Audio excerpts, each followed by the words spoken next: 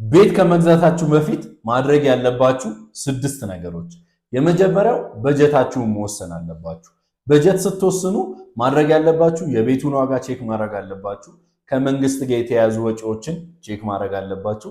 ሰሚ ፊኒሽድ የምትገዙ ከሆነ ሪል የሆነ የፊኒሺንግ እቃዎችን ዋጋ ቼክ ማድረግ አለባችሁ። ሁለተኛው ማድረግ ያለባችሁ ነገር ሎኬሽን መምረጥ አለባችሁ። ለመኖሪያ ከሆነ እኔ መኖር የምፈልግበት ቦታ ምን አይነት ቦታ ነው የሚለውን፣ ለኢንቨስትመንት ከሆነ ደግሞ ኢንቨስትመንት ሪተርናችሁን ማረጋገጥ አለባችሁ። ሶስተኛው ማድረግ ያለባችሁ ነገር ሪል ስቴት ገበያው ላይ የተሻለ እውቀት አለው ብላችሁ የምታስቡትን የሽያጭ አማካሪ መምረጥ አለባችሁ። አራተኛው በግንባታ ላይ ያለ ወይም አንደር ኮንስትራክሽን የሆነ ቤት የምትገዙ ከሆነ የድርጅቱን የኋላ ታሪክ ማረጋገጥ አለባችሁ። ከዚህ በፊት አስረክቧል አላስረከበም፣ ምን አይነት ሪፑቴሽን አለው የሚለውን ቼክ ማድረግ አለባችሁ። አምስተኛው ካርታ፣ የንግድ ፍቃድ፣ የግንባታ ፍቃድ፣ የሊዝ ክፍያዎች፣ መሬቱ በምን አይነት መንገድ ተገኘ የሚለውን ቼክ ማድረግ አለባችሁ። ስድስተኛውና የመጨረሻው ምንም አይነት ብር ከማስገባታችሁ በፊት የምትፈራረሙት ውል ምን አይነት ውል ነው የሚለውን አንብባችሁ ከተረዳችሁ በኋላ መሆን አለበት የምትከፍሉት ማለት ነው። ይሄ ቪዲዮ ከጠቀማችሁ